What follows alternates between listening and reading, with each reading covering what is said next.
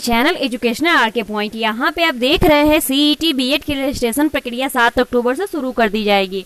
तो वो मैं आपको न्यूज सुबह ही मॉर्निंग आप जब उठे होगे तो आपको न्यूज का नोटिफिकेशन मिल गया होगा और आपको मिल चुका होगा। तो चलिए आइए यहाँ पे आखिर अब होने तो वाली है लेकिन इसमें कुछ बदलाव भी किए गए हैं। तो आपको कैसे किसी कॉलेज को अगर आप चाहते हैं कि एडमिशन नहीं लेना, हमें वो कॉलेज नहीं पसंद है, आपका फी उसमें ज़्यादा आपको नज़र आ रहा है, तो आप कैसे उसको डिने करोगे, कैसे उसको अलाउ करोगे।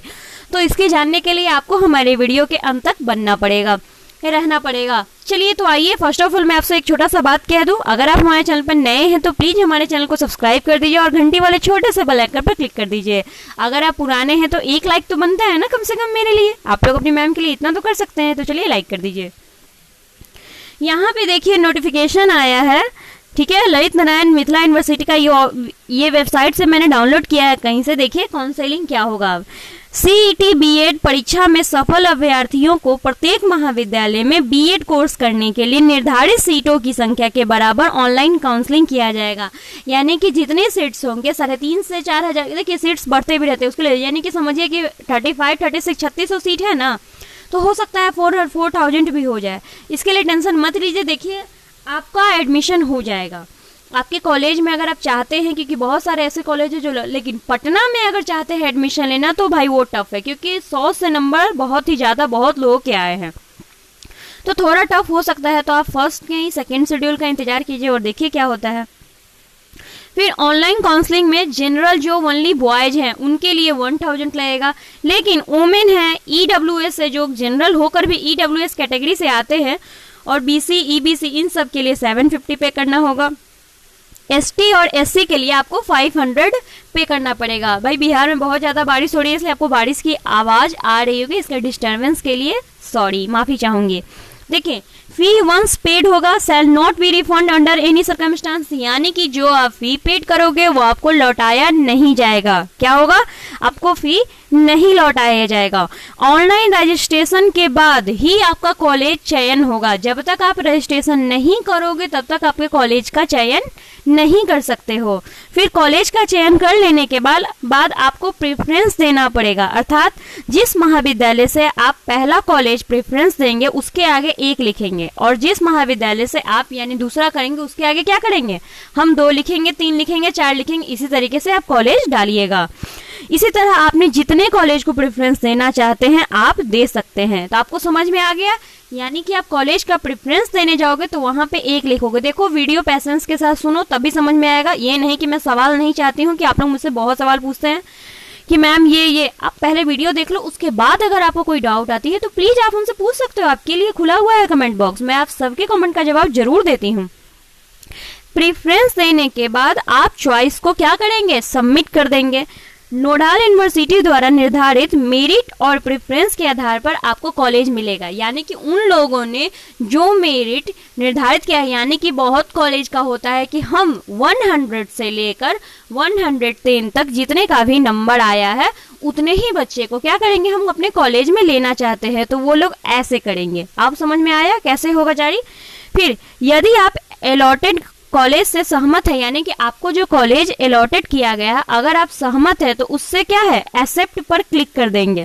एक्सेप्टेंस के बाद आपको बीएड प्रवेश शुल्क एडमिशन फी का 4,000 रुपया पूर्णतः सरकारी महाविद्यालयों के लिए और तथा अन्य, अगर गवर्नमेंट कॉलेज में आपका होता है तो आपको 4,000 पे करना पड़ेगा, लेकिन अन्य विद्यालय में यानी कि सेमी गवर्नमेंट में हुआ या प्राइवेट में हुआ तो आपको 25,000 रुपीज पे करना पड़ेगा, वो भी ऑनलाइन जमा करना पड़ेगा। देखिए ऑनलाइन ट्रांजैक्शन एकदम ध्यान से कीजिएगा, क्योंकि एक बार पैसा फंसेगा, अमाउंट बहुत ही ज़्यादा है, इसलिए ऑथेंटिक साइट और अच्छे से कीजिएगा। ये नहीं कि कहीं से भी कर लीजिएगा, पैसा फंसेगा, आपका पैसा कभी रिफंड नहीं होगा।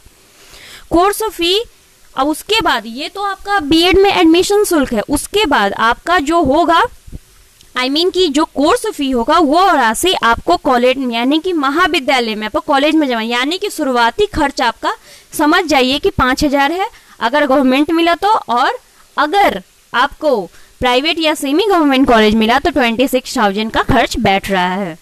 यदि आप अलॉटेड कॉलेज में एडमिशन नहीं लेना चाहते हैं तो आप डीने पे, वहां पे अलाउ और डीने होगा, ठीक है, जैसे मोबाइल में रहता है ना, डिनाई कर दो और अलाउ कर दो, उसी तरीके से सेम इसमें भी है।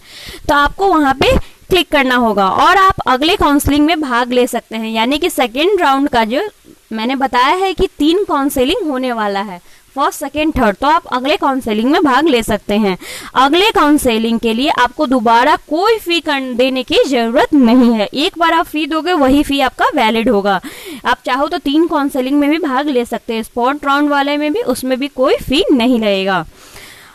प्रत्येक काउंसलिंग के चक्र में उतने ही अभ्यर्थी काउंसलिंग करा पाएंगे जितनी की सीट रिक्त होगी, यानी कि जितने सीट खाली होगी उतना ही करा पाएंगे। फिर है, यदि ऑनलाइन काउंसलिंग के चक्र पूरे हो जाने के बाद भी सीटें बच जाती हैं तब स्पॉट राउंड होगा। तो आप सोच सकते हैं कि 100 में 96-97% के आसपास बच्चे पास हुए हैं, तो क्या सीट बचने वाली है? नहीं। यदि प्रत्येक उसके बाद फिर फर्स्ट कम होगा।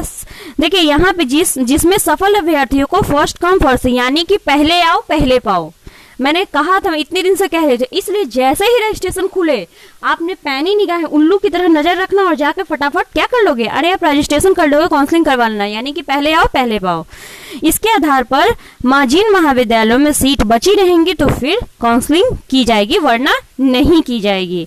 काउंसलिंग शेड्यूल टेंटेटिव, मतलब कि संभावित है, ठीक है, टेंटेटिव है, ये संभावित है, उसमें बदलाव हो सकते हैं। जरूरी नहीं है कि 7 अक्टूबर को बोला गया है तो 7 अक्टूबर को ही होगा, लेकिन फिर भी हो भी सकता है। आप क्या कीजिए, बस आपको कुछ नहीं करना है, आप इंफॉर्मेशन को देखते रहिए।